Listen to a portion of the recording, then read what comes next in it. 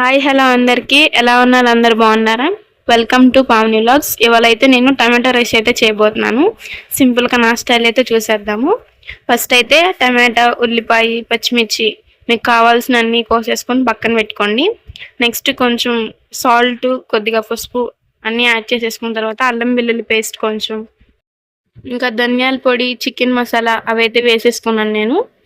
ఈ ఫ్రైడ్ రైస్లోకి అయితే చికెన్ మసాలా వేసుకుంటే టేస్ట్ అయితే చాలా బాగుంటుంది. నేనైతే ఇప్పుడు కసూరి మేతి అయితే వేసాను. మీ దగ్గర అవైలబుల్గా ఉంటే పుదీనా, కొత్తిమీర కూడా వేసుకోవచ్చు. ప్రస్తుతానికి ఇప్పుడైతే నా దగ్గర అవి లేవు కాబట్టి కసూరి మేతి వేసుకొని మొత్తం అయితే మిక్స్ చేసేసుకుంటున్నాను. నెక్స్ట్ ఏమో అన్నం, ఉడికిచ్చిన అన్నం అయితే ఆరబెట్టేసేసుకొని గ్రేవీలోకి అయితే యాడ్ చేసేసుకోండి.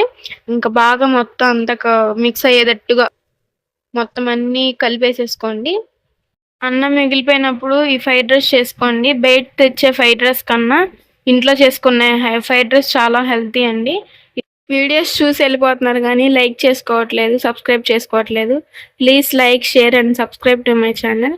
ఇంకా నెక్స్ట్ వీడియోస్ అయితే మా మామయ్య వాళ్ళ ఇంట్లో ఫంక్షన్ వీడియోస్ అయితే వస్తే తప్పకుండా చూసేసేయండి.